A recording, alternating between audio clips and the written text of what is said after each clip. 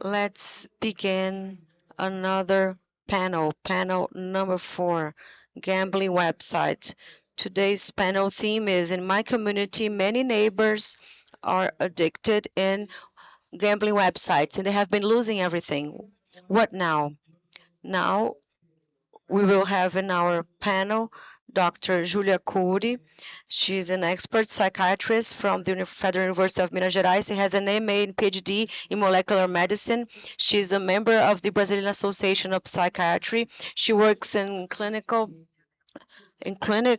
and everything, chemical dependence, technological dependency, including the problematic use of smartphones. She works with behavioral cognitive therapy and development of approaches based on evidence. Okay, say hello. Great, Dr. Julia. We also have Dr. Daniel, who will be our first speaker. It's just to say hi. He's a psychiatrist specialized in children and adolescent psychiatry. He's doing a PhD in psychiatry from the Federal University of Rio Grande do Sul or not? Yes. He's the coordinator of a study group on technological addictions. He's the author of the book Well-Connected Children, How the Well-Aware Use of Technology Can Become an Ally to Family and Schools. Say hello, Dr. Daniel. Dr. Hermano Tavares, Public Manager, Associate Professor of the Department of Psychiatry of the Faculty of Medicine of USP. He's a founder of the programs Pro-AMJU and Pro-AMITI in the Psychiatry Institute of USP. He has a PhD and post-PhD.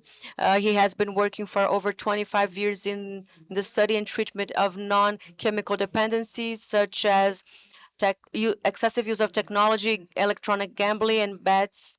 He is the permanent presence in national and international Congress. Say hello, Dr. Hermano. Great.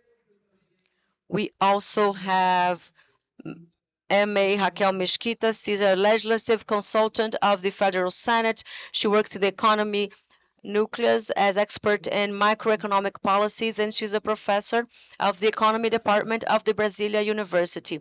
She has an MA in economy from UNB, and also she has a BA in economy and international relations. Say hello. Raquel is saying, no, I'm not going to stage before. Yes, you will stay here and you will shine. So this theme, why we brought so many different people to address it, not only those from the medical field, but also Raquel, who, and also a special guest who is Robson Campos from the Sao Paulo Procon. He will participate online. So first we are going to talk to Danielle, then Robson Campos. But since I'm a sociologist, I will do an opening speech for my mediation, because the issue of online gambling is not only an issue of risk factor that involves only the individual. And this phenomenon, it involves various other problems. So in the panel, it's my neighbor and what do I do? But it's not about only mental health and non-chemical dependency. It's a phenomenon that involves labor relationships, because people who are dependent of electronic gambling, they cannot establish relationships in the community. They cannot perform their role in the labor world. So this ends up leading to unemployment. So social family coexistence. So these people, they end up changing their lives because that member is not able to play their roles, especially when there are children and adolescents in the family, because they are not able to play their protective roles. And we must look at that as well. Regarding prevention, we must understand that prevention must encompass not only universal prevention, which is prevention to the entire community, but who are the most vulnerable groups regarding this problem, so we must have that identification, so selective prevention. And who is already undergoing these issues, what to do, what will be the intervention. If we think about the phenomenon as regulation, thinking about laws and public safety, we have the old casino laws. So we used to have casinos that were permitted in Brazil, then they were closed, and we had bingo places, then the bingos were closed, but now we have electronic gambling. And the electronic gambling, that's in the palm of our hands. There's no physical space. So what type of law, what type of regulation we can establish when there's no place to close, physical place to close? So when the gambling arrives in such an individualized manner, there's another issue. I was recently in Sesc Pinheiros watching a Luis Caldas concert, and there was a teenager, a youngster, he spent the entire concert, probably by his mother, playing a game, an online game, the entire concert. I was a little bit behind, and it was darker, the theater, and he played, and one ended and another started, and by the end, his mother went up to wait Luis Caldas to take a pictures after the concert, and she hugs Luis Caldas, and I thought she didn't she didn't say anything like come on, but she embraced him, embraced her son. And do you think that for her to get him out of the house and bring him to this community event was it such a big sacrifice that she permitted him to use his phone? It's a minimum rule, it's a basic rule. And this does not affect. And then I start thinking, well, what about this teenager at school? Is he learning? Because our brain is not that fast as these games or gambling games or any type of game, regardless of being gambling game or not.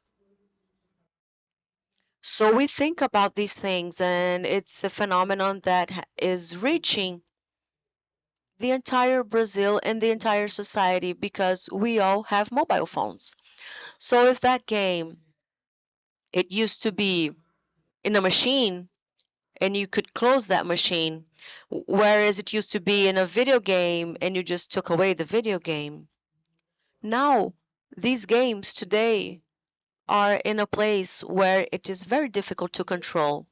And in view of this issue, in which health has to identify what code we use for that, what type of disorder is this, and what's causing people's lives, what's game compulsion, which are the possible treatments, what type outpatient clinic maybe, I don't know what will be able to handle and deal with that reality.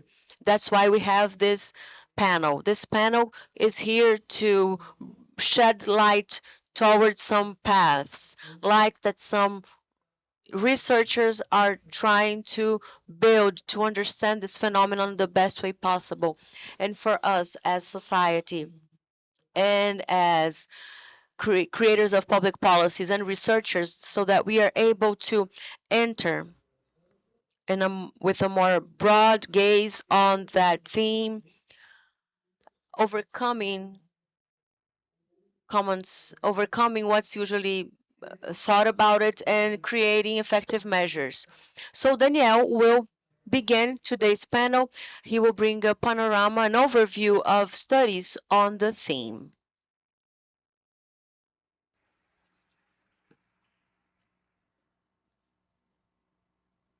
Hello, good morning, everyone. It's a great pleasure for me to be once again in the International Freemind Congress. I think this is the fourth or fifth time I participate in it. I'll check later. Thank you, Paula. Thank you, Gisele, for inviting me, Hermano, for organizing this panel with them. And my idea here is to start talking about actually the main study that we have today in our country that brings information of how Brazilians relate to betting games in this period where gaming at the end of 2018 when it was legalized and it had 5 years where it was not regulated as it should. So we lived a kind of no man's land. Uh, so now we have very significant initiatives that are very significant to make this regulation effective in an effective way. So I bring data from Linad. I think you have heard of it because it's one of the main national studies on alcohol and drugs. And in its third edition, also assessed betting, gambling games, and other addiction driven behaviors. So this is the third edition of Linad. It happened in 2005, 2011, and now this data that I will show you now was collected at the end of 2022, beginning of 2023. It's a gigantic survey, very hard work organized by Unifesp, the Federal University of São Paulo, by the team of professors Reinaldo Laranjeira, Clarice Madruga, that discusses several topics related to addiction. And for the first time, it evaluate the uses of smartphones, digital games, but not betting or gambling, and assessing the prevalence of the gaming disorder. It used to be called pathologic gaming until a few years ago. It assesses Brazilians from 14 plus years of age across Brazil. It's a probabilistic sample stratified in several steps to, in fact, guarantee that the data can infer and make the entire Brazilian population. So the Brazilian population bets this way, gambles this way, so we can actually make this affirmations. And in the total, we had 16,600 participants of the study on site to participate in the study. We used several tools. We decided to make an approach where we would have 3 blocks, so over 6,000 participants. The first block would answer the core survey. The second group, the second core plus block 1. And the third group, the core survey plus block 2. Questions about the problematic use of bets and other dependent behaviors are in block 1. Over 4,000 participants in this first sample. Just to give an idea of the size of the survey, the questionnaire, the amount of data that exists from this project. So here we have the disorders for block 1, which relates to betting games.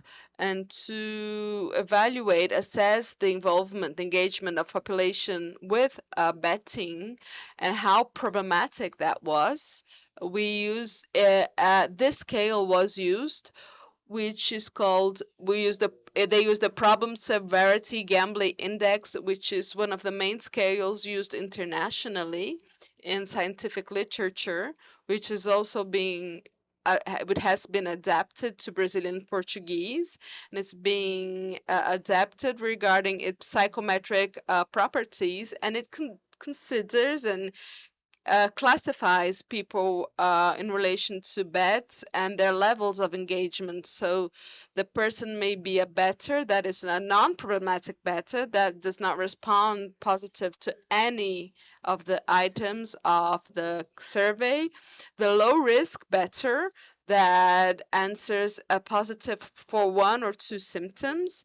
The moderate risk better, that responds positive to 3 to 7 criterion, and the problematic betters that will answer positive to +8 items of the surveys, over 8 items. And what are the data that for us really call our attention?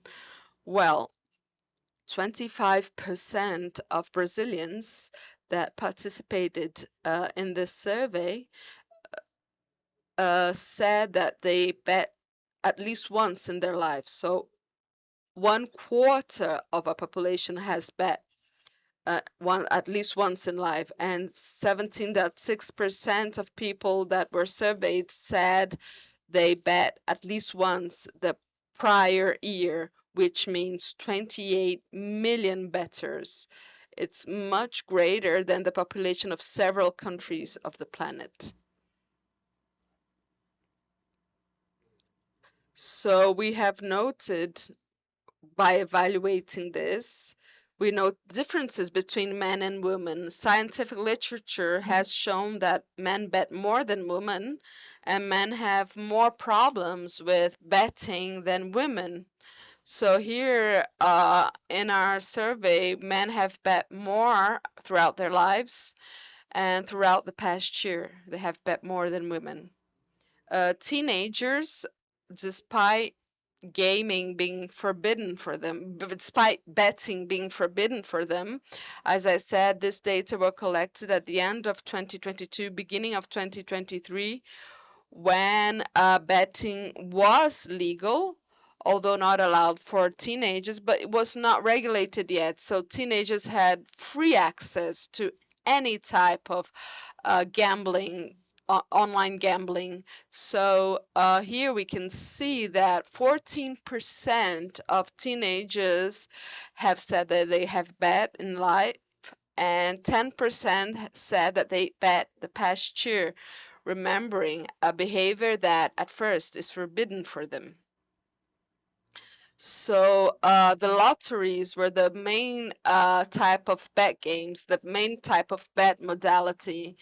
31.7% of the people that bet last year said they bet through lotteries, and then 34.1% they bet on the online betting games, the bets that had just recently entered the Brazilian market, that surpassed the jogo do bicho, which is a very traditional type of uh, betting in Brazilian culture. And we have several interesting information when we evaluate it by age. So we divided it by bets and non-bets. So in total population, it's more common for having non-bets among adults, but among teenagers, it's significantly preferred by them, the bets. So when we think about teenagers betting, we have to think of bets, the online bets. So this is the prevalence of how much is gambled or bet in Brazil in the past year.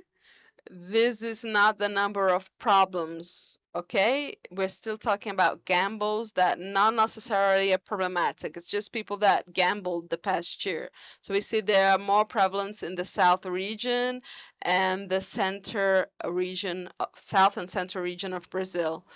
And the main result here, guys, of the result of the study, the prevalence analysis of Lenad for gambling disorders. So we see that 82.6% of the population does not bet or has not bet the past year. So most people of Brazilians do not gamble. But of those that said that gambled last year, what we see is that 61% of these people said they gamble, but did not fulfill any criteria, any items of the criteria of that are signs of problems with gambling games. So they are non-risk bettors. Then we have a group of risk of people that gamble and that fulfilled 2 to 3 items of the criteria in the instrument that evaluates problems with gambling disorders. So 20% of the population, that 20% of these people that gambled last year have already fulfilled some of these items. Then around 50% that gambled the past year are moderate risk, and 4.4% of people that gambled last year uh, fulfilled at least 8 symptoms of the PGSE. So 8 items at least, which is equivalent or which makes them fall under the gambling disorder diagnosis, which is equal to 0.8% of the Brazilian population, including the entire population, those that gamble and that do not gamble. So the question is, what really is relevant clinically? 38.6% of gamblers that gambled the past year have some type of risk related to gambling disorders. So if the person says that gambled the past year, she has at least 1/3, I mean 38% of risk of having some type of significant problem with gambling games. So more specifically about problems with gambling, they are more prevalent in men than women. And this is a shift on the scenario. You remember, adults gamble more than teenagers. But when we evaluate problems with gambling, the problems are more common among teenagers than adults. The problems are also much more common on those that gamble through betting, online betting websites. Oh, that is the bets. And also among people that earn up to one minimum wage. So we, in fact, see the effect of this in the most vulnerable population. Remember when I showed you that people would bet more in the south and center regions of Brazil, but when we evaluate the problems related to gambling, the problems are more focused on the northeast and the north regions than in the south or center regions. So it's very different when we assess it by the distribution of the macro regions of the countries, what it is to gamble and what it is to have problems from gambling. So to conclude, we have this information that 28 million Brazilians have gambled the year prior to the survey. So at the least at the end of 2022, beginning of 2023, 10% of teenagers gambled the past year, most of which men. So thinking of the adult population, regarding the adult and teenage population, the betting online platforms were the second modality of gambling most used in our country to gamble. And if we consider the first one, if we consider the teenage population, we have 0.8% of, which is equal to 1.4 million people that already have a clinical diagnosis of gambling disorder, and 11 million people that gamble with some type of risk. They gamble as have some type of problem related to gambling. In terms of regional differences, as I said, uh, the South region gambles more, but the Northeast and North regions have more problems in this sense. So to conclude about the conclusion, we see that teenagers have threefold risk of developing problems. Bad users have a fourfold risk of having problems with gambling, and low-income population has a threefold risk of developing such a thing. So I think that was it. Thank you very much for your attention.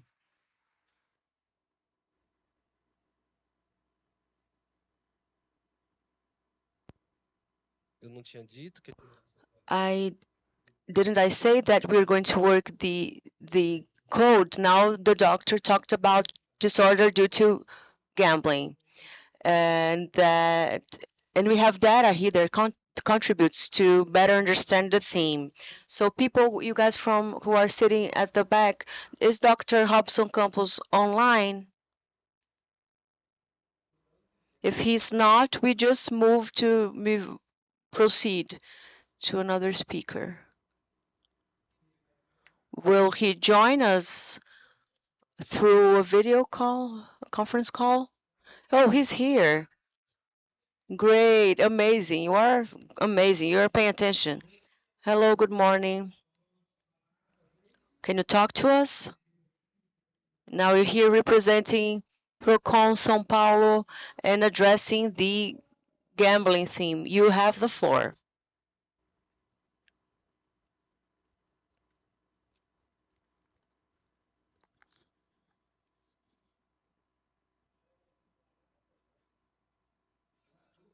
Hello, everyone.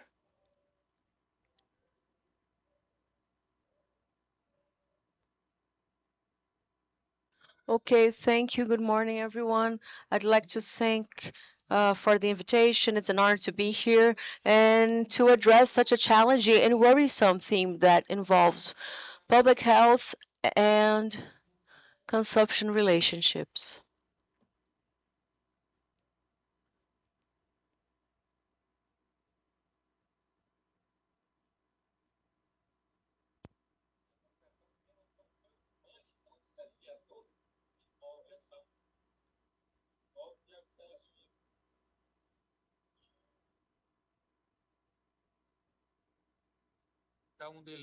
I think there's a big delay here, and I think my participation is a bit complicated, but I will continue if you allow me considering this delay. So, as you all know, it's it is a pandemic, given the numbers that are disclosed from various sources, various research institutions. So there's a great concern of over indebtment regarding because of that. And from the point of view of the defense of the consumer, there's a positive view because the rules contemplate the protection of consumer gamblers. Since São Paulo in May 2025 created a campaign to disseminate that gambling is a concept, from the point of view of consumer, each and every gambler is a consumer. The law approved at the end of 2023, the law that addresses online gambling, it aims at offering a supplement to the Consumers Defense Code. In this sense, it's Article 27. It says that all provisions of the code apply to this modality, economic modality of online gambling, which ensures some mitigation measures to prevent harm to consumers. In addition to educational work, which is fundamental to offer prevention of over-indebtment, we have a risk factor regarding the consumer's health and safety. From this point of view, I will raise some points of concern which involve exactly the role of the state when we address, because it is a public service. So due to the need to have authorization for these companies, gambling companies, to operate, and the specific regulation through the Ministry of Finance, the Secretariat of Prizes and Gambling and Betting, the state has done an intervention uh, to regulate that, because when it's offered by private entities, although it has a protection from the state, because these companies will be held accountable, not only the company but the state as well, because the state manages all the instances in which these companies operate in the Brazilian market. From the perspective of the safety and health of consumers, both aim at prevention.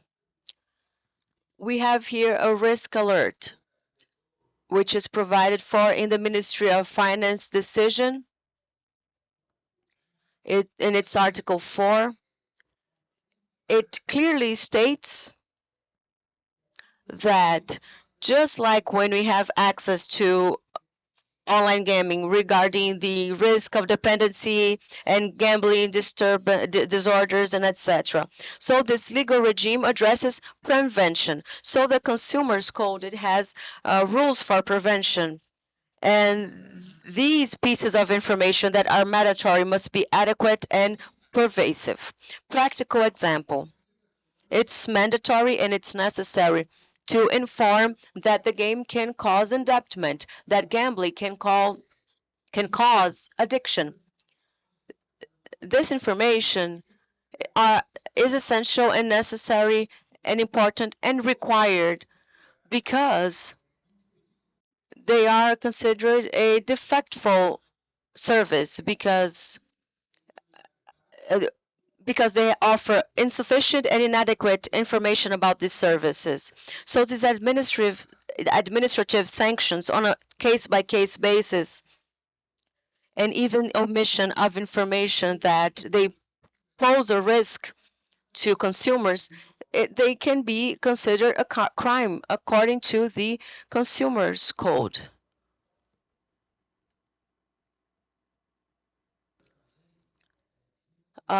Thinking about this normative context, it intends to offer limit of bettings, alert or blockage of uses, the adoption of pause period, self-exclusion, which can be definitive for good. Many practices identified in the pre-regulation period and post-regulation period, they they aim at the applicability of administrative sanctions, such as wrongful advertising, because they are explored by influencers, digital influencers who have a convincing power regarding their purposes, their concepts, and their languages, and to influence towards the decision that betting can be a way of investment, which is not true. Gambling is easy gain, which is not true as well. What's at stake is a defeat. It's the loss. It's at stake. So it's provided for in gaming, in these games, that there will be financial harm, because most people do not win. Most people are financially harmed, which causes damages to people's decision making. So, within the scope of these rules, we have articles that address consumers' health and safety, and that appeal of winning easy money. There is no guarantee of what is being bet, and that information, although they are a legalized service in the country, they potentiate a decision making that's not correct, which will, yes, harm the person's mental, psychological health. As I said, we have to have a positive gaze, but we have a huge challenge, and we have all agencies that defend consumers mobilized to address that issue, which is definitely the most worrisome problem we face today because it impacts millions of Brazilians, millions of consumers. It's a service that is easily found in the palm of one's hands through a mobile phone. It's very easy to have access, and especially to there's a cultural admiration towards sports such as soccer, which calls a lot of attention. So active prevention aims to mitigate self-risk of developing a disorder or dependency. And this is also present in the pertinent law, not only in the Consumer's Code, but in the specific law, and well as in the decision of the Ministry of Finance, Secretariat of Gambling and Betting. So, so gaming betting services without due registration is also a permanent agenda. We also have many websites operating illegally in our country that have not undergone the registration procedure with the competent agency that provides authorization. We have nearly hundreds of companies that are already registered and a bigger number of brands because each company can register up to 3 domains, 3 websites, and this number grows exponentially and has been generating a bigger number of registered companies. And we also recommend to consumers that if they are going to gamble, if they use for them to use the registered companies because they have a framework that guides them that they must comply with and to avoid informality and unlawfulness. So the right to information is a basic right of the consumer. The principle of the consumer's vulnerability is provided for in our consumer law. The reparation of harm caused also has this framework. We have guarantees ensured by the law, and based on that, in the administrative level, the agencies take to courts demands that involve like wrongful advertising or that or advertising that omit information, especially when they state in a responsible way and that these companies have qualities or characteristics that are actually not true, and the legislation prevents that. So here in Procon, we already have complaints that were filed, but it's very in the beginning, very little ones in comparison with the number of consumers who use these services. But the main factor of the absence of complaints, it's the lack of knowledge by citizens because they don't know that they are actually in a consumer and service provider relationship. So we are trying here in Procon to guide and cater to these complaints.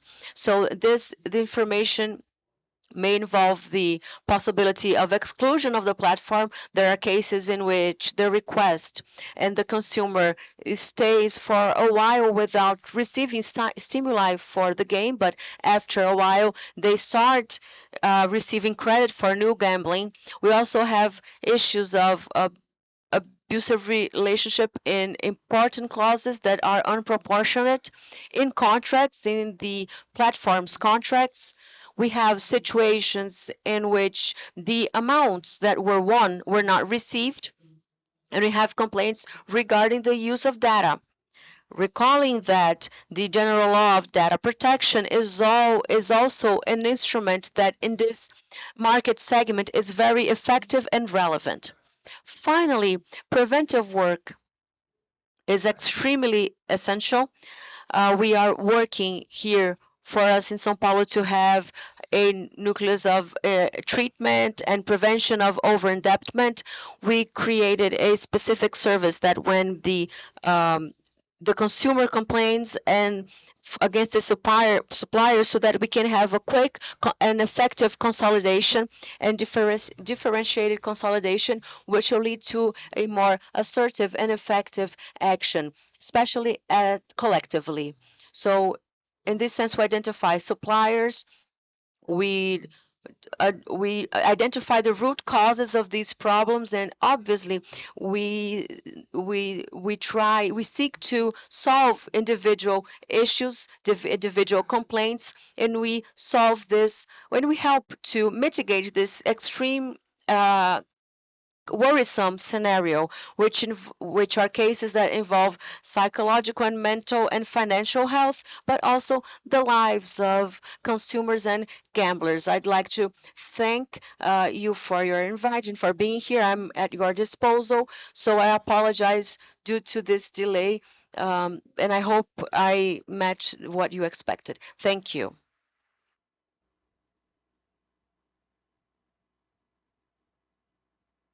Muito obrigado, Dr.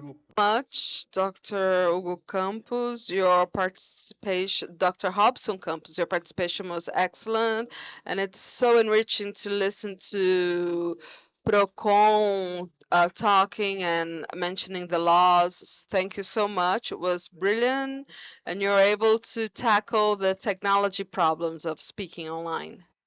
So now I'm going to invite to be part of our panel, I mean to talk, Dr. Hermano Tavares, Associate Professor of the Department of Psychiatry of the Medicine School of the University of São Paulo. So Dr. Hermano, the floor is yours.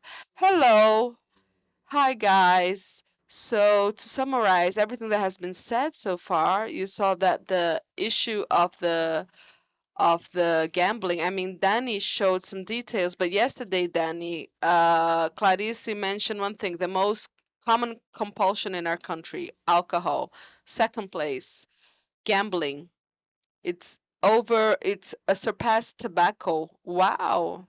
I participated of Lenad 1, so we occupied it. We are in a horrible third place. It was already the third most common compulsion in the beginning of the century. Now we are in second. We're in second place. Now you might know someone, or maybe you, that uh, is suffering psychologically because of the gambling. Seek for professional help. Seek CAPS, SUS, a professional, a mental health professional, health network, public health network. If you were harmed as a citizenship of your country, if your rights were violated as a citizenship, seek PROCON. There's still a law to protect the gambler, to simplify the possibilities, and for greater extension, greater reach of protection towards to gamblers. As Robson said, this law included that the rights of the gambler is the same rights of those that consume a service or a good. So I know someone. So two situations can happen to you. Might be having a being suffering from a biopsychological condition, or you might be having your rights violated, and you seek for some type of health system or procom from your state. So, but I went to talk to procom from my state, and they didn't know what I was talking about. Then come talk to us. I research this area all the time, and I have recreated a specific associated, which is the interface for it's an NGO.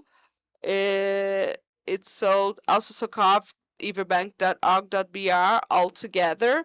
And in this case, you can contact or Procom from your state doesn't know what to do. We are available to talk to Procon from your state. We had this interaction with São Paulo's Procon, and it was great. We had great interaction.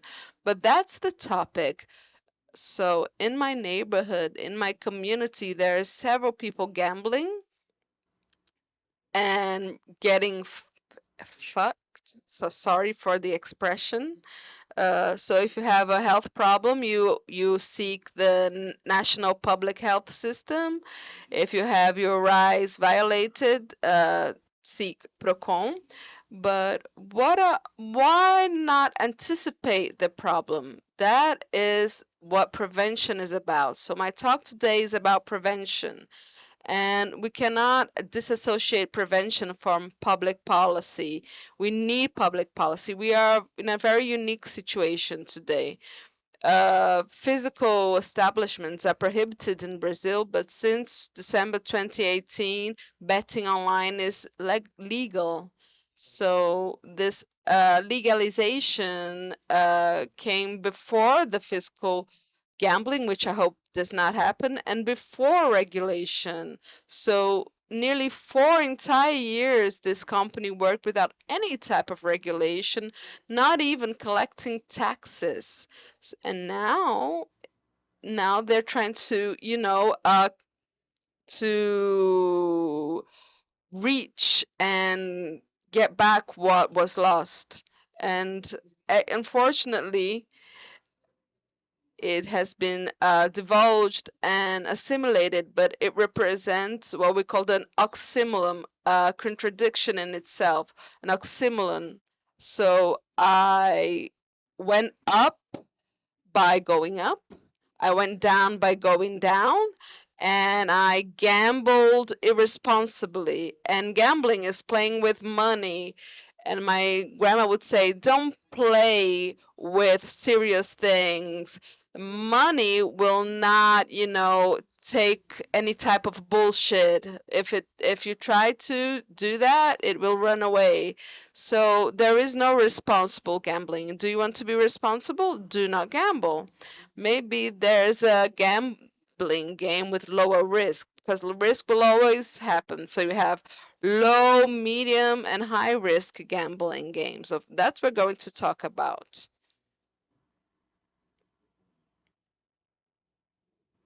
So you used to think of gambling as something more informal, practiced among friends at the basement of someone in the basement of someone's house. But with the commercial potential of this growing and the environments exploring this, they become even more sophisticated. But in the postmodern area, it reached another level. And to reach this other level, you would have, no, first you would have to, go to the US by plane or get a visa for the airplane or reserve book a hotel in Punta del Este. Then, but it's not worth it, okay? And and it's much prettier on photos. When you go to Punta del Este gambling house, it's really dark, ugly. It's not that pretty. But people solve everything through technology, right? So internet, legalization, and there you have it. The environment is in your pocket. By clicking, you can have this environment in your pocket. Anyone did not bring the cell phone today? No, right? Yeah, everyone has a casino in their pocket right now. And what is the consequence of this? Well, we left we left from scratch. We were a country that had no or very small or illegal gambling market, and within 4 years, maybe we're the largest market of the world. We're not the most profitable because we're kind of poor. We cannot compare to Australia, United Kingdom, United States, and so on. But in terms of access of gambling sites, we we surpassed second and third place. So regarding income, a proportion of income that goes to gambling, maybe we're first place. For sure, we are first place in accesses. and and this all because of the sports betting. And now the scenario is changing. There was an extension of this law, and now if you bet on sports, you can also bet on online casinos. But the specific introduction through sports is specifically soccer, which appeals directly to the cultural soul of Brazilians, make it very persuasive. It mixes with culture, and it's very attractive for the young adult audience. Actually, it's an open door for other types of gambling. This is very worrying because the early gambling has led to more aggressive behaviors and psychopathy. So, if the person that starts gambling earlier can develop psychopathic and aggressive behaviors, because a teenager doesn't have his own income. So he needs to more frequently resort to frauds. They can literally steal his parents to gamble. Restriction to access is completely possible, and we're trying to do that. In China and Korea, this is done without any type of difficulty and regularly, and not to be kept to ideological issues. China is a communist, Korea is a capitalist, but they are both in line with blocking people underage from gambling. Betting online is much more complicated. I will sum up the numbers. A third of people that bet have some type of difficulty, some level of difficulty because of this gambling. When this person gambles online, it's 2/3. So physically, 1/3, online 2/3 of problems with gambling. This is data from a market research company that's trying to sell consultancy services if a person wants to open their bet. Because, and you ask, why do you bet? Why do you gamble? People say, "Oh, because it's entertainment." But most people answer that they are gambling because they want to get some type of money. And that is why advertising also always emphasizes this. So this begins with communication, with this has to do with social responsibility. I know there's very hot topic about freedom expression, not freedom of expression, not controlling the internet, and so on. But the consequences of allowing an influencer that have 17, 20 million followers, most of whom are teenagers, that is very complicated.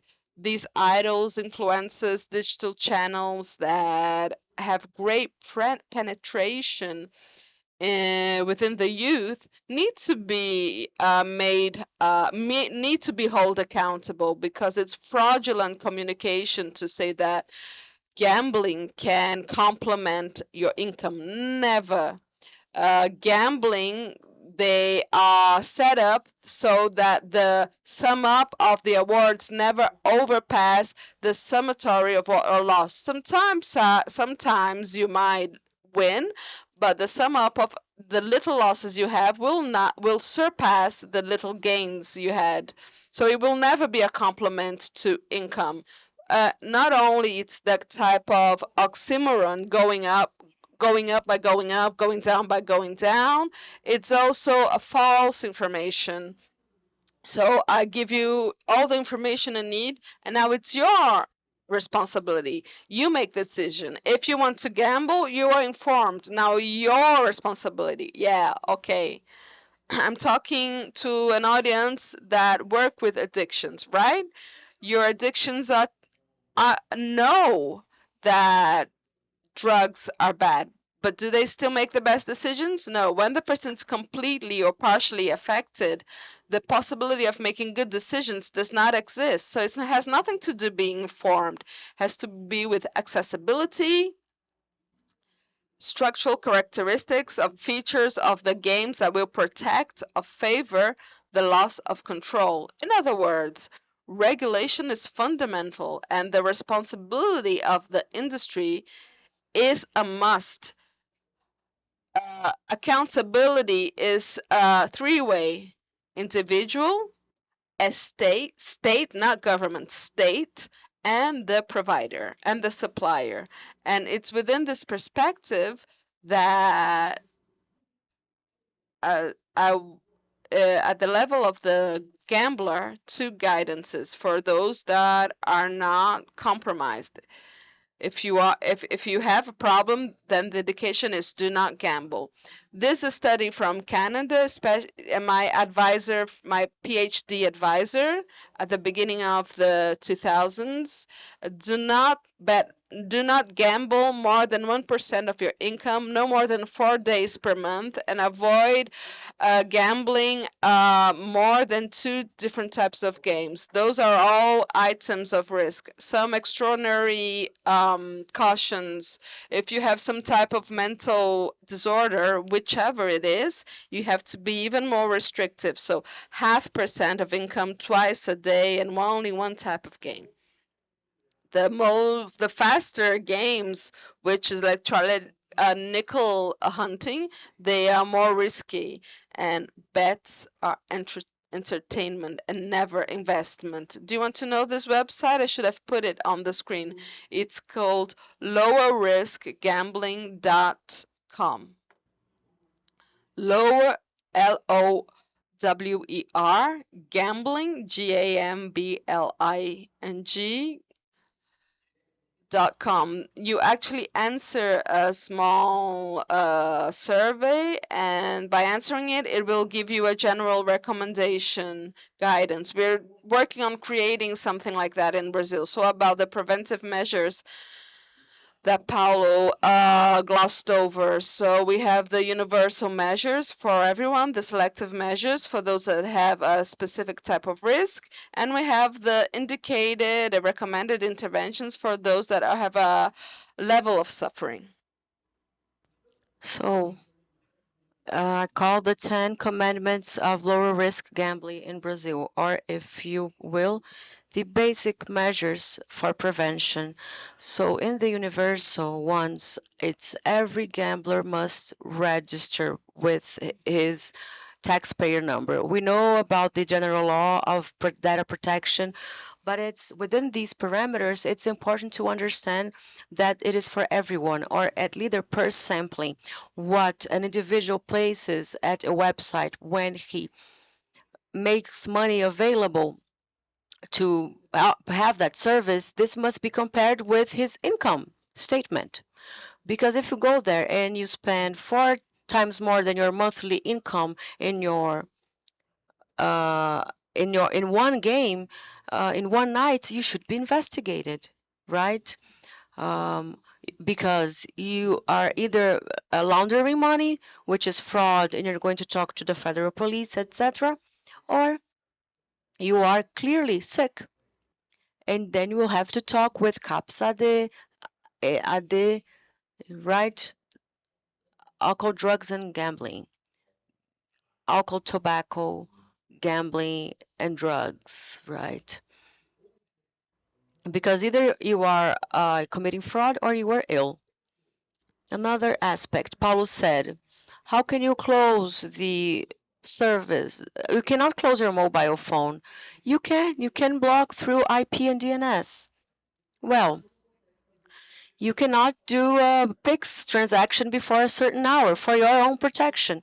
So you could maybe be prevented to continue to gambling after 2 a.m. But frankly, who bets on Chinese soccer championship at 3 a.m.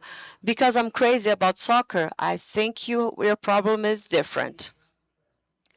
And one thing that we practice but not established is the ceiling of a limit, a cap for expenditure.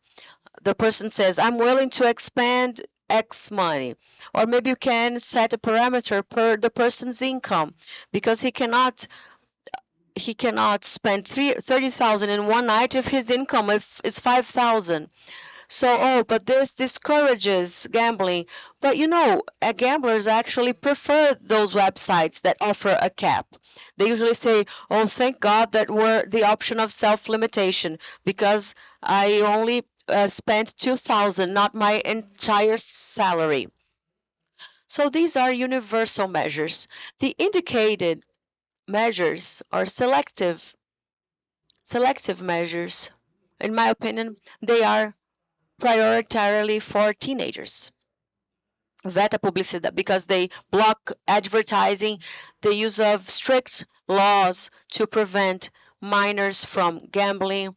Today we have face recognition, registration through your taxpayer identity number, and also campaigns in school. We have made a lot of campaigns for alcohol and drugs. Now we need for gambling.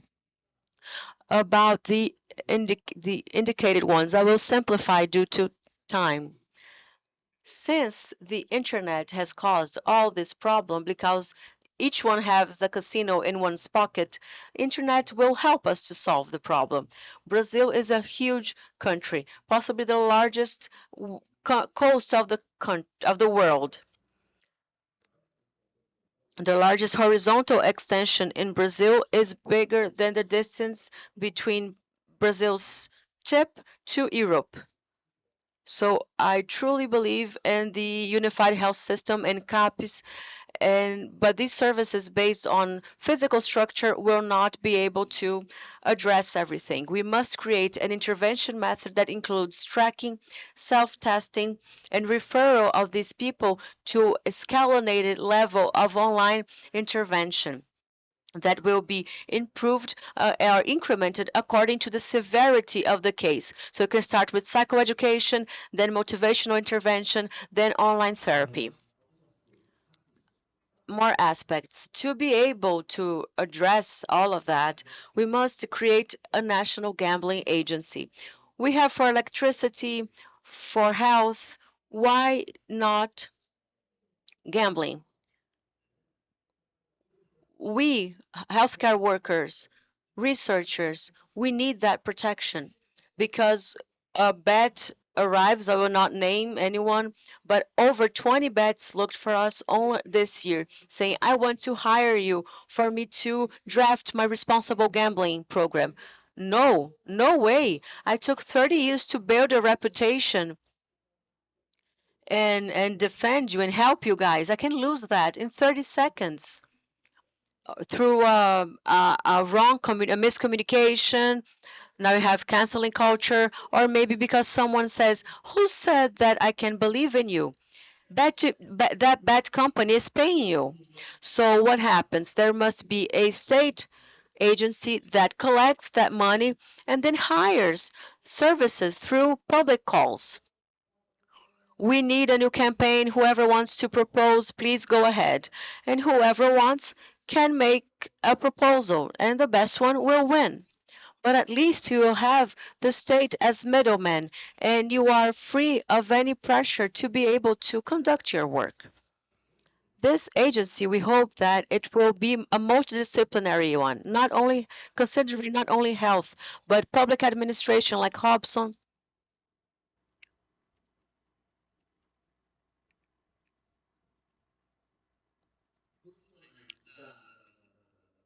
healthcare professionals, administration, economy, because you understand that that affects directly the economy, and the rights of information systems, statistics, people who understand how these games that are entirely digitized, how they work.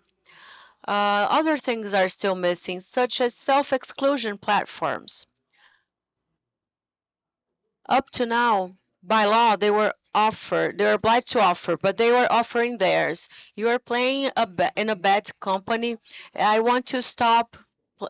I want to stop playing. Well, to register, it takes 2 clicks in your register, but to self-exclude yourself, you have to click from 7 to 9 times, and sometimes it leads to a page in English. Okay, then you achieve self-exclusion for 6 months. Meanwhile, you continue to receive news. Oh, that person has reached a accumulated price and it's close to 6 months, you can say, oh, is it finishing? Then you receive a bonus of 200 reais to bet. How many of you haven't said that, have heard that? No, I stopped gambling. Now I'm only using the bonuses. And the guy used 200 until one time his money will be used.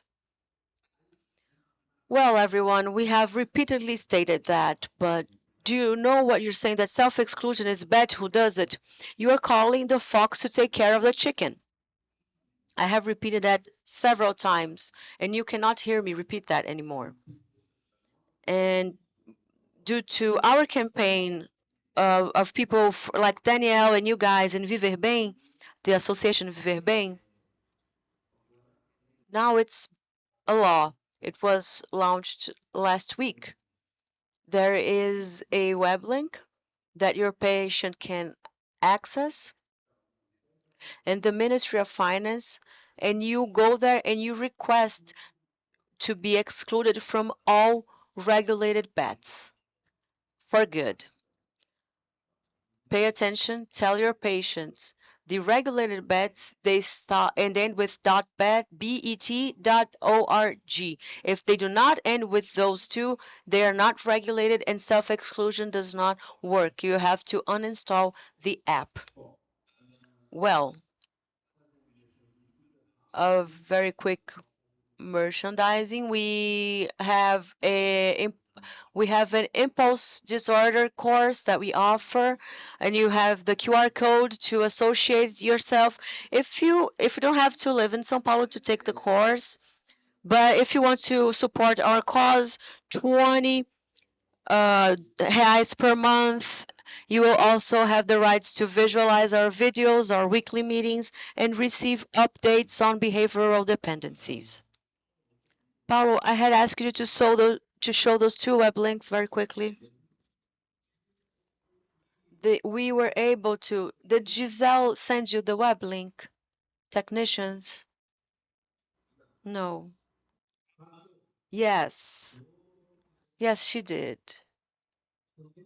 Two web links that Giselle told she would send to you. Okay, you guys, this web link here, I'd like to give you the web link, but you can look for it later.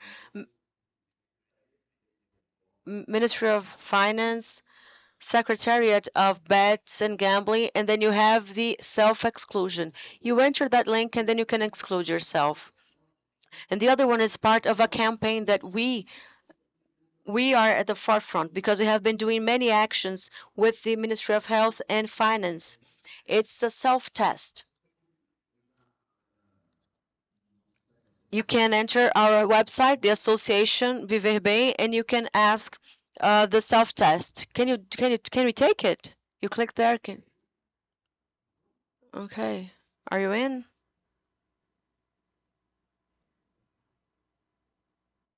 I hope it does work. Well, I'll tell you. There are 3 questions we call the 3 C's: control, hunt, and conflict.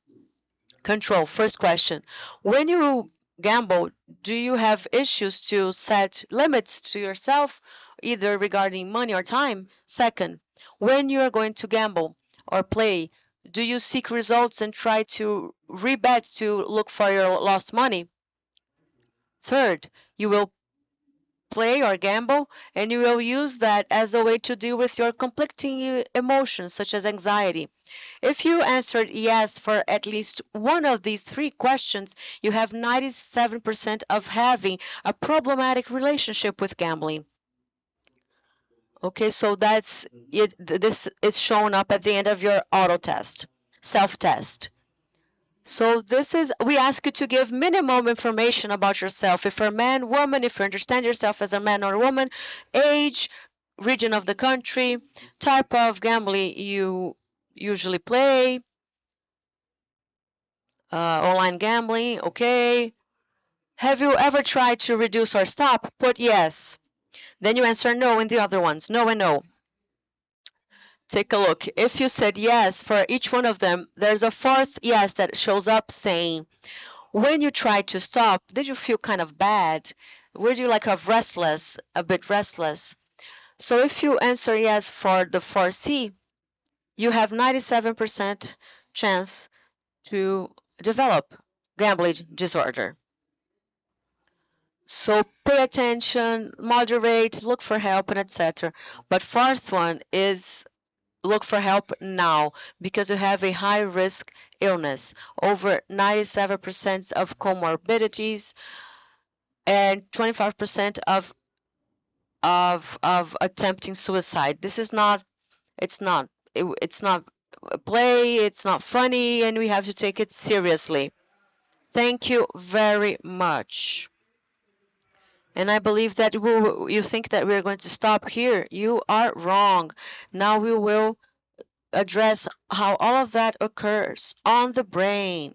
What affects what are the neurological factors of who's gambling? To do so, I invite Dr. Julia Curry to come here to stage and speak.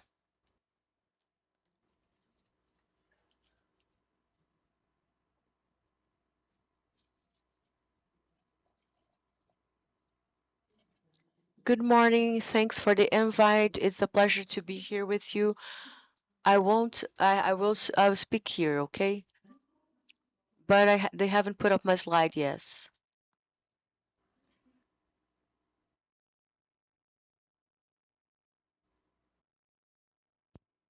Okay, I'll wait.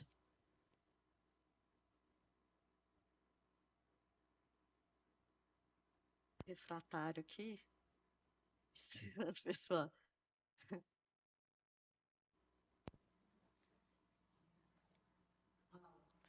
So now my time is running, but the slide's not working, so I'm going to disregard the time, okay? No, I control the time, okay? And I'm the moderator. But I need to have some type of standard.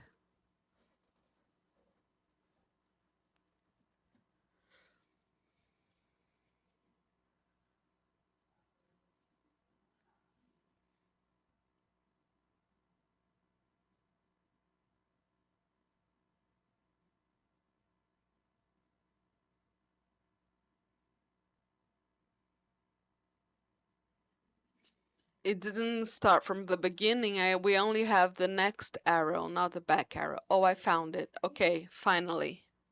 So, guys, it's a pleasure to be here. I'm going to talk about the mechanism of these behavioral addictions, especially gambling, in the brain. I have a master's and a doctorate in the Federal University of Minas Gerais. I'm a psychiatrist. I work there at a group of a research group on dependencies and behavioral dependencies and gambling addiction is defined when the gambler loses control, even if he is aware of the consequences. We call that of dependency or compulsive use.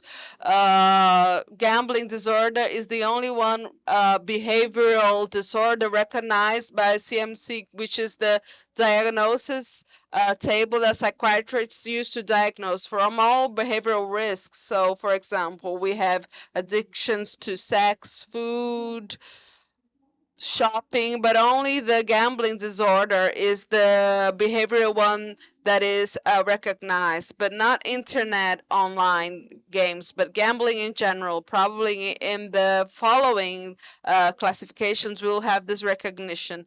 And it's difficult to identify in the clinic, in the population in general. Family members have struggled to identify, is the mic working? Family have a struggle to identify and always ask me, is my son really an addict or is it just a habit? How can we differentiate a habit from an addiction? We have the habit of brushing our teeth every day, for example, which is a behavior that we do in an automated way. We don't have to think about it. It doesn't go through the prefrontal cortex. There's no need of any type of association. We do it automatically. So I'm not going to think, oh, how will I put the toothbrush in my mouth? How many movements will I do? Same thing with driving after we learn. Everything is habit. But an addiction, what happens with an addiction? Well, what is different? Well, in an addiction, you lose control. So someday I stop brushing my teeth. I won't feel sick. I won't be annoyed. I won't go in withdrawal, and I don't have to increase the moves to brush my teeth to have the same pleasure or relief. It's I lose control. I lose freedom of choosing of doing or not doing. So if I start, I can't stop. It's very hard for me to stop. A person that is addicted to alcohol, she says she'll only take 1 cup and she's not able to stop. And when she stops, she might have go with in withdrawal that would only go away if she has the behavior again. There's tolerance with it, and the increase of consumption, the increase of the actions of this behavior to have the same type of pleasure or relief. So it's very different having a habit and from having an addiction. So addiction to gambling, as Dr. Ganyel mentioned last in that, it's more common in young men, and it has increased from the COVID on because from the pandemic we had an increase in all type of online shopping, including online gambling, which is where the addiction to bets occur most of the times. So nearly 40% of the gamblers develop a disorder, a gambling disorder. So not everyone that gambles has a disorder. Dr. Danielle also mentioned that, but 1.4 million Brazilians already have some type of gambling disorder, online gambling disorder. The signs are very similar to chemical addictions, even the mechanisms through which this happens in our central nervous system in the brain. So we studied this very well. We saw behaviors and analyzed the brain from within, and we saw that it's very similar to the other addictions, which is the standard we see, which is symptoms, comorbidities, other diseases that come with it, in some cases, alterations to the brain, specific cases, like sign that is specific to gambling, anxiety immediately prior to starting a game, and a relief when you finish the game. As Dr. said very well, as Dr. Mano said very well, people begin gambling to earn little money or earn some money, but then after a while they start having a compulsion. The person starts feeling pleasure, and then people start playing more to deal with the withdrawal or to recover the money they lost. I have several patients says, I still gamble. It's not, I don't feel any type of pleasure anymore, but I think I want to get my money back, and for them it's the easiest way to get their money back. We don't agree with them, but they think like that, and it's a way of increasing the frequency, the amount of money they bet, the time spent on gambling. This all happens throughout the process of developing this behavioral dependency, and the health medical diagnosis table mentions all the signs which make a gambling disorder be recognized. So usually when you become irritated, when you try to reduce or eliminate the gambling, trying to reduce and not being able to reduce gambling, always thinking about the gambling game. When will I bet? When will I do this? When will I be able to actually get in the game? A way of alleviating or escaping from problems in life, or alleviating a negative sign, a negative state like anxiety, sadness. When losing money, the gambler go back to recover their money. That's something they say a lot. The lies to hide the proportion and the reach of their problem. So most gamblers lie, get money borrowed from loan sharks, from family members. They don't need any type of gambling. They don't need any type of money, but they want it for gambling. They start having losses. They have having problems in their work, in their family, in their personal life. To be a problem, it has to cause some type of harm to the person's life. And they're always trying to borrow money to alleviate the financial situation they have, because as Dr. Emmanuel mentioned very well, the gambling was created, is designed to make us lose. So dependency we saw in all criteria, but you can lose your freedom in the sense, lose control of the game. And there are also components that are genetic that have not been very well established yet, but we believe that there are genes that help increase compulsiveness, this pursuit of sensations, people that really like new things, new sensations, that get really excited by rapid, quick pleasure.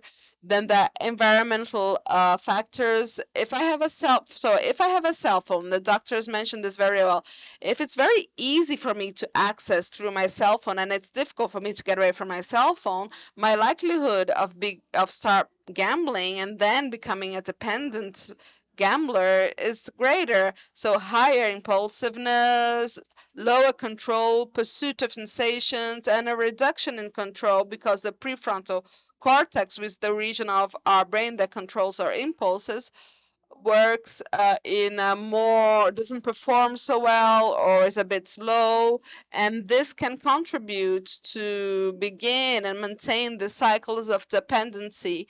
And this happens in both chemical and behavioral dependencies. And this entire mechanism because dopamine, which is neurotransmitter that generates the sensation of reward every time we have a behavior or use a drug that has the power to cause a dependency, it releases a large amount of dopamine in the region of pleasure and rewarding sensation in our brain. And the more we do that, the more our brain urges to release this dopamine at higher quantities to feel the same pressure and relief. But when we release dopamine in a rewarding cycle, we also release it in the prefrontal cortex, which is the region of our brain which basically differs us from the other animals, which is let us have controls on impulses and make decisions based on long-term benefits. So that is why, for example, I'm here, not on the beach. We don't have beach here, but we have the Pontão do Lago Sul, which is really nice. So I'm not doing something that makes me more pleasure, gives me more pleasure. I'm doing something that, because I would rather in this today help society, help you guys. This is something that irrational animals don't do. They don't have a prefrontal cortex. Okay, they eat anything they want, they do everything they want because they don't have the prefrontal cortex. But if I have a behavior that leads to addiction and releases dopamine in this prefrontal cortex, it reduces the functionality, the performance, and the connection of this cortex, and reduces the connection of synapses and relationships. That's why a gambler, they become increasingly impulsive. Being impulsive is already a factor, but if the person is addicted, she will become even more impulsive because she loses control of the prefrontal cortex. And this prefrontal cortex, of course, it has been proven that there is plasticity. Neurons, they recompose, but some people take years, they will not recover. That's why we say dependencies are chronic diseases, because whenever the person goes back to this disease of this behavior, the chances of relapses is greater than those that have never had this dependency. And there are also cognitive errors, thinking errors of people that are addicted to gamblers. What are these errors? It's a bias in processing, in chance processing. These people were compared to those that are not dependent to games, that gamble but are not dependent. And what they saw is that the people that gamble and have dependency, they believe they have a much greater chance of winning than those that gamble and have no type of up dependency. So they are more optimistic, more positive. The probability of winning for them is more optimistic, and they have this illusion of control. They believe the more they play, the more control they acquire on the game, and the greater chance of them winning, which is not true. So this mechanism also makes the behavior continue, the behavior of always wanting to gamble. There's also the false of aspect of the game, which is the if I won the last time, then the next time I will also have the greater probability of winning, and the nearly win. The nearly wins. If you not nearly won, okay, you lost, but you came very close to winning. So, for example, I'm going to gamble on a bet or a lottery. I got 4 number rights and there were 5 numbers that I should get right. So because I nearly won, I have this illusion that I'm going to win the next time. It has nothing to do with the reality of happens. And it's much more common to find patients that are dependent on games that have other psychiatric disorders than finding gamblers that are dependent on gambling that do not have psychiatric disorders. That's why I say we have treat with this behavioral disorder, we have to treat with comorbidity. It's very common for an addiction to associate to another addiction because the brain that is vulnerable to a specific addiction will be vulnerable to another addictions and disorders. Depression, anxiety disorders, ADHD, even psychopaths that were mentioned, and personality, dysfunctional personality traits, even those that do not have this type of disorder, such increased impulsiveness, low tolerance to frustration, difficulty in being able to delay some type of rewarding. They want very fast rewarding, and that is why the gambling games that are faster, like Dr. Omero showed, Dr. Danielle showed in the research, the faster gambling games, they are more addictive because the rewarding is faster and the peak of dopamine in the brain is more intense, more intense. The more intense is the dopamine peak, higher is the potential of a gambling game or a drug causing dependence. And one example is crack. Crack has a more intense dopamine and faster dopamine peak than cocaine. The consequences we saw in the latest years, an increase in alcoholism, risk of suicide, unemployment, and other psychiatric disorders. So, in addition to other things being a risk factor to increasing this gambling disorder, there are also consequences. So, in only 10% of people that meet the criteria for gambling disorder adhere to treatment. Most people don't recognize or recognize but do not treat. So we have little access to these individuals. And to encourage treatment and the change process, you have heard of that. These are motivational techniques and etc. And we must encourage people to turn on in that will of motivation to change, because when a person is a dependent, at first they do not identify themselves as dependent. So my patients, they arrive in my office because either their wives said they have to go and etc. Usually they don't think they have a problem. They think they can control their gambling. They think they're only there to have fun or recover a loss they have, and they can stop whenever they want. Then they evolve to be contemplative, which is having doubt about whether they are a dependent or not, whether they are being harmed or not from gambling. And then when they identify themselves as dependent, they take the decision of acting, and then they can they are set in motion, but they can relapse, not necessarily in this order. Sometimes people go back to previous stages, but our role is to always encourage them and increase motivation and evolve the change process. For those who have never read, this book is essential for those who work with what we work, because we help people to change behavior, both bad behaviors and addictions and compulsions. I will talk about the techniques for each stage, but it's very important for us to understand that it is always possible to promote change and treat a dependency, because the our brain is plastic. Our neurons can regenerate. So I have a path in my neurons that are the path of addiction, and I go through them automatically. But I can create a new path among them, which is a new behavior, a not gambling, of doing a different activity that will make me that will be as pleasurable, or maybe through a behavior that will not harm me in the long run. So I must reinforce this new path.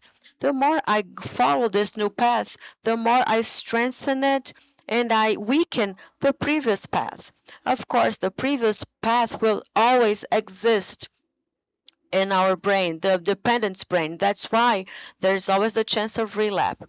But the goal of the treatment and to make those relapses more sparse, and we call it and then so the idea is to have these relapses to become only flaws, then we increase the distance among them and then the intensity among them until we reach the final purpose, which is not damage reduction. Damage reduction is a means to the goal, which is to remain abstinent.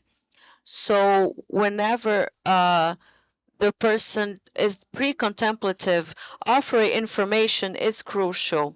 The fact of having information does not mean, and Emmanuel also said, the fact of having information, that does not mean the person will stop using, but she must have access to information and to know that that's an addiction and that the negative consequences are in her life are going on due to that addiction.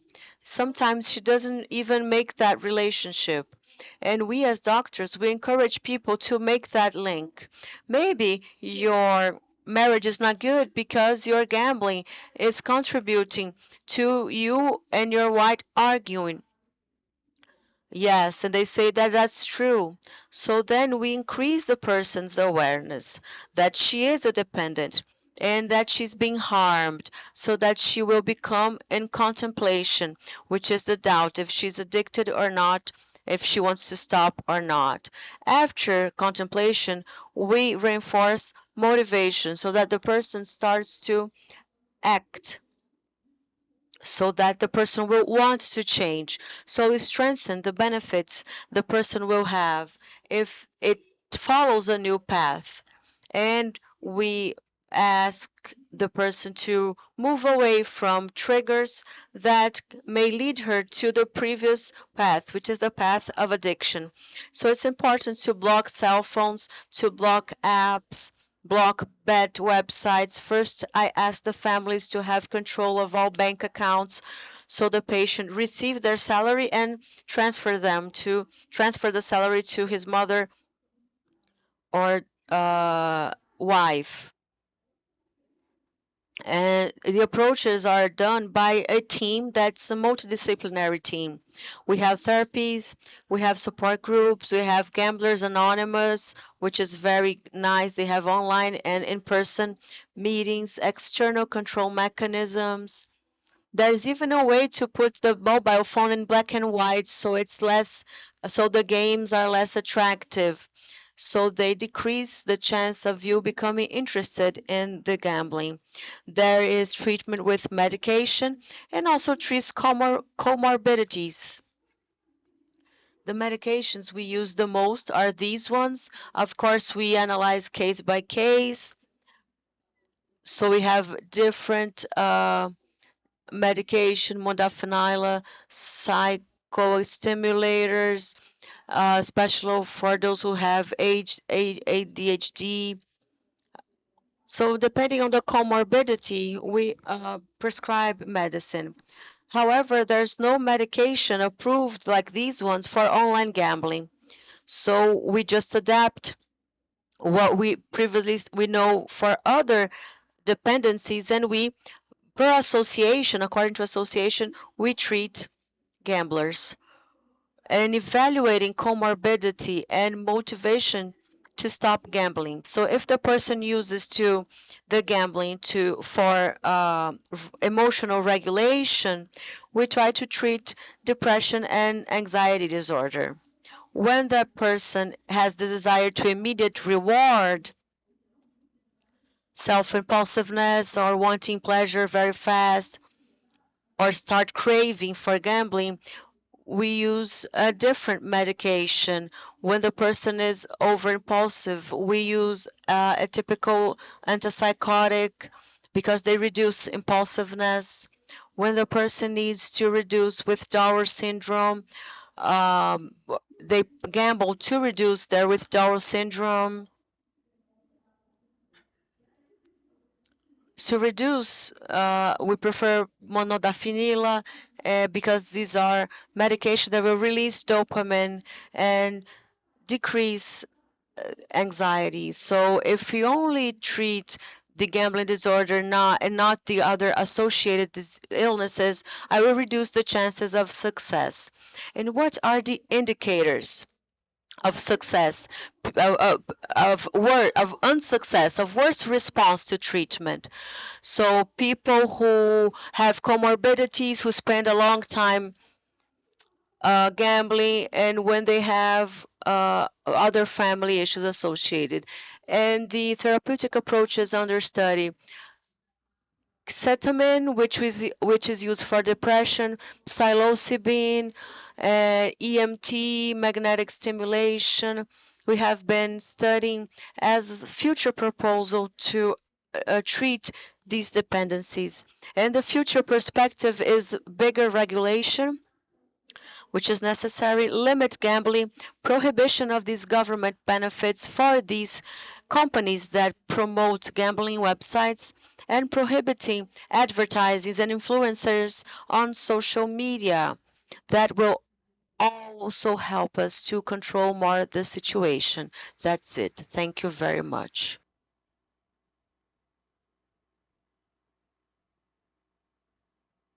Okay, great. We addressed risk factors.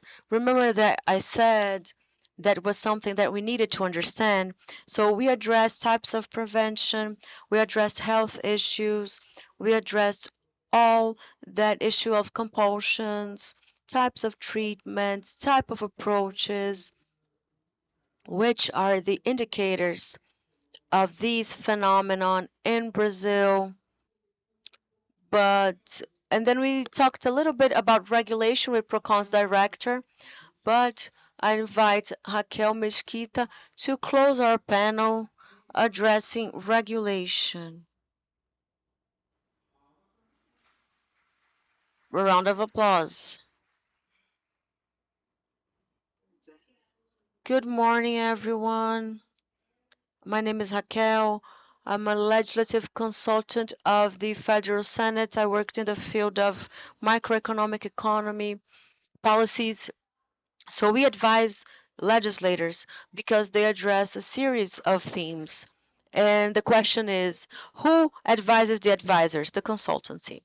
So throughout my work, I followed the process of changing the law that released bets in Brazil, Law 14790 of 2023. So, due to the complexity of the theme, and to thinking of like how can I contribute after being preceded by so much brilliant people who brought so valuable information. So then I wanted to bring the process of how did we get here? How this social problem became consolidated. And to bring this element to bring a more coherent discourse with more data and that's more instructive, I prepared a written text. So I will read a text to be more clear for everyone what I intend to convey. I will read very slowly and I will try not to be dull because I know that's quite dull when we read. So I'll try to read calmly, at ease, and a bit more empathically, not to look like a robot reading because it's not the case. Good morning, everyone. My name is Raquel. I greet my fellow panelists. I appreciate the invitation to participate in this Congress.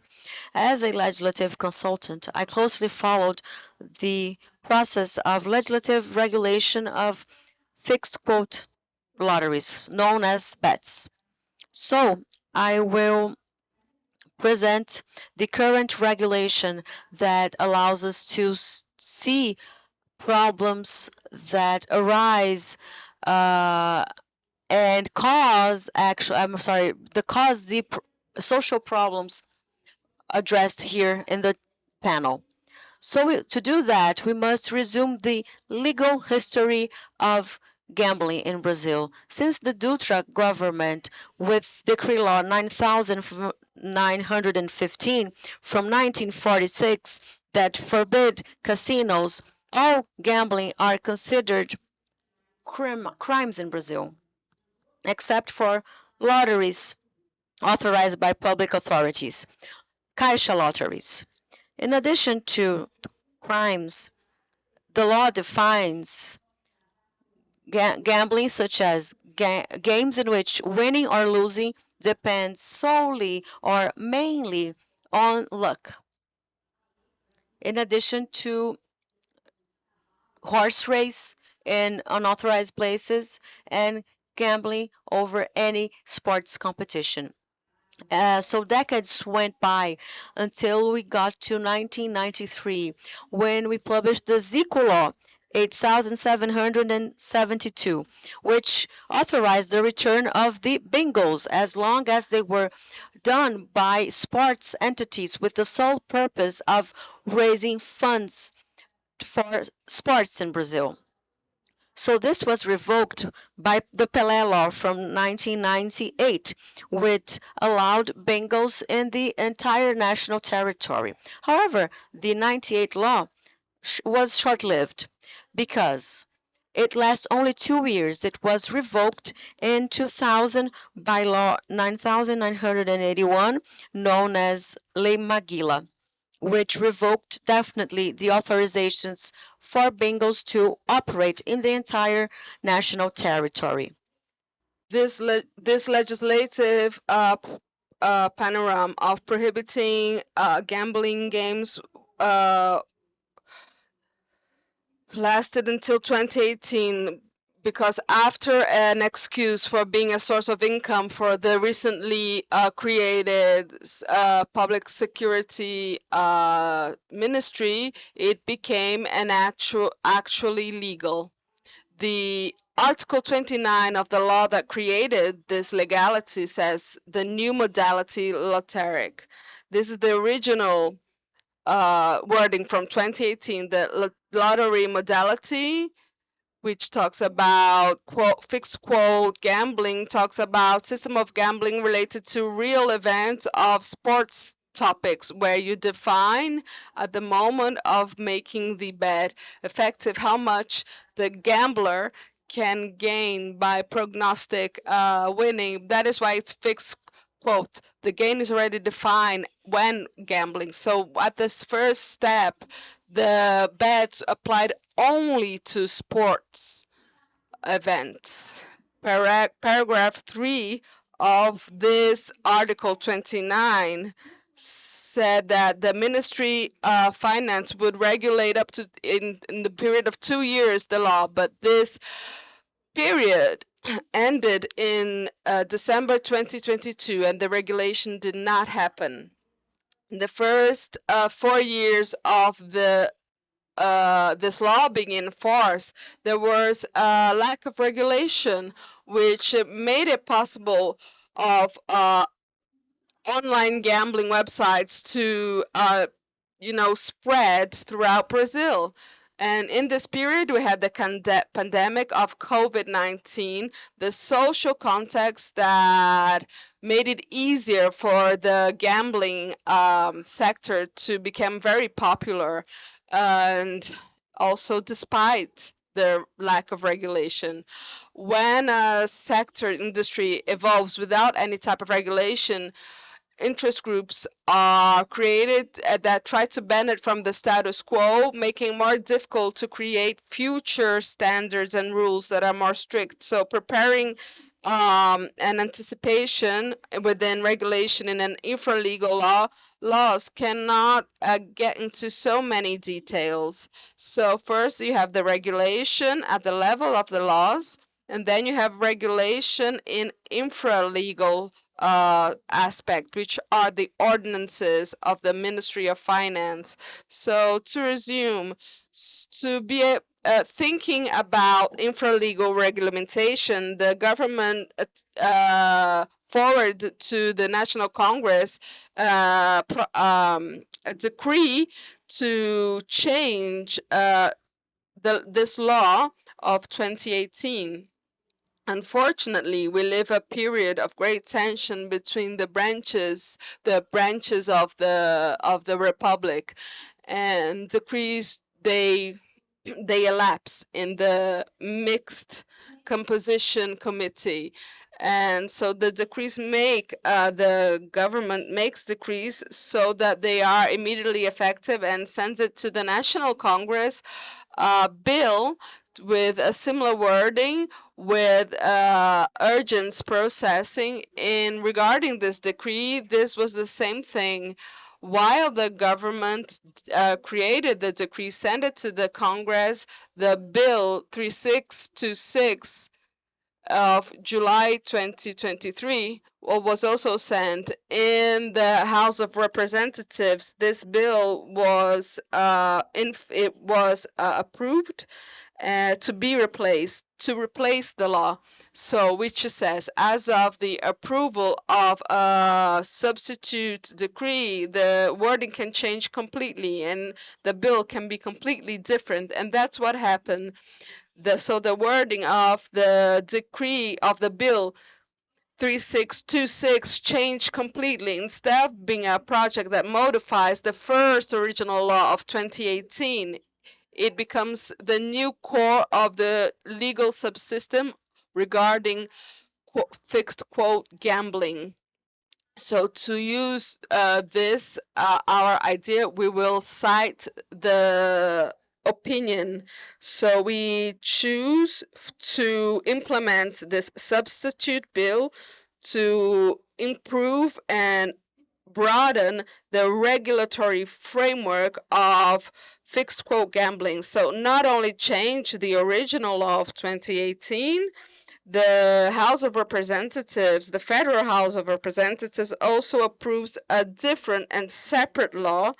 And for this law will be the ground for the legal subsystem for these fixed quota gambling, structuring a chapter into chapters to analyze in an organized and with deep analysis this new type of industry. And we should highlight the change of paradigm regarding the fixed quote gambling, that today only consider real events which have sports as a theme. Now it should be real events or virtual events. The broadening of this concept will allow, for example, to offer fixed quote gambling on online bets.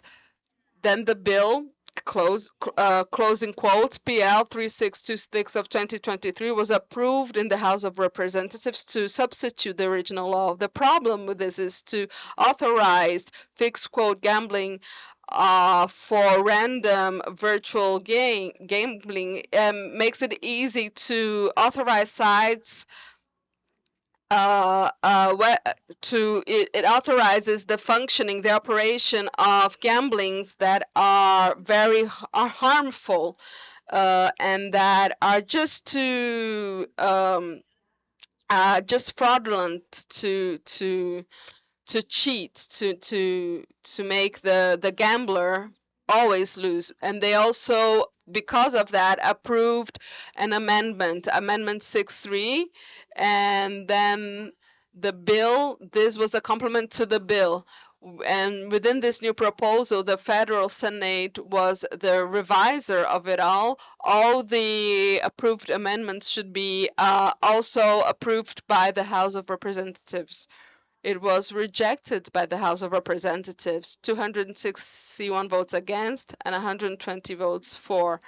And because of that, the Bill 2636 became the law 14,690 of December 2023. We definitely became into force the online games as a modality of fixed quota lottery. So since then, gambling based off random results from number symbol objects have become authorized in Brazil. So now we have the legalization of the fraudulent gambling, such as the Jogo do Tiguinho, such as research made by the Public Health Commission regarding compulsive disorders on gambling and gambling.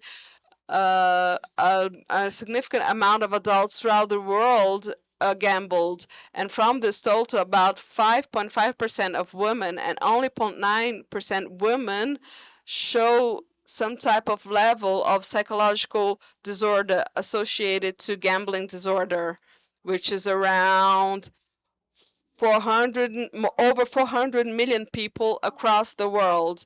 By restricting the analysis only for casinos and fraudulent games such as and slot machines, the predominance of gambling disorders go to over 23% of teenagers and over 15% of adults, while the fixed quote gambling that are strictly related to sports are less addictive, with a reduction in addictive behaviors by reduced by 8.9% of adults and also 16.6% of teenagers.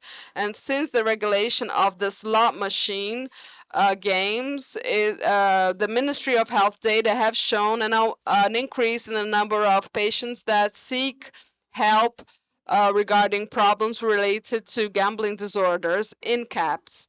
And the number of intakes of people with pathological symptoms went from 413 to 615 in 2025, from 2021 to 2024. So an increase of 260%. Research in the University of São Paulo estimated that over 2 million Brazilians have some type of problem with gambling disorders. Instead of the traditional casinos where you need a physical space and a greater cost of transaction by the users due to commuting and staying in the place, virtual gambling are available anywhere 24/7, which makes self-control of the gambling addicts even more challenging. So regulating the industry has to consider it potentially harming activity such as tobacco or alcohol, making it necessary to restrict access to advertising and making it feasible to have actual policies with messages, customized messages and feedback regarding conscious behavior regarding these games. And it's also important to make and create and divulge campaigns regarding the risks of gambling. So, and these games were legal in Brazil for 77 years, since 1946 up to 2018. As a result of this unlawfulness for such a long time, we have a population that does not know the problems involved and is not prepared to notice that virtual gambling are not financial investments nor a way of savings or high risk savings, but a consumer expenditure, just like buying a cigarette. There is still a lot of work to be done, especially in view of the political and economic force of the sector, which was made evident in the parliamentary investigation of the bets, whose final report was rejected, as many of you must have followed.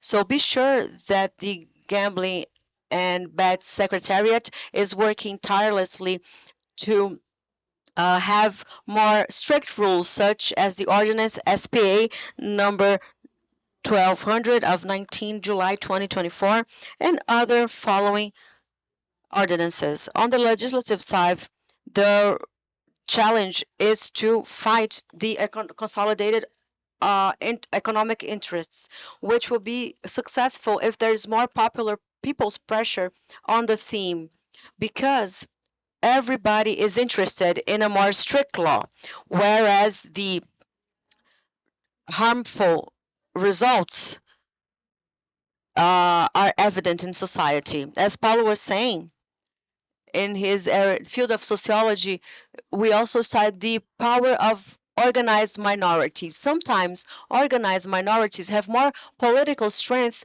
than non-organized majorities who do not understand or notice the diffused interest that is being placed at risk. So once more, thank you for the invite, and I am at your disposal to answer any questions. Thank you very much. Thank you, Raquel. Wow, how nice to hear so much, so many interesting experiences, so many experts, each one adding a different context to our discussion. And now we end our panel. The methodology is questions at those tables. Our panelists will be there to talk to you. And now we're going to the nicest part, the final picture. Thank you very much, everyone, and until the afternoon. Without you guys.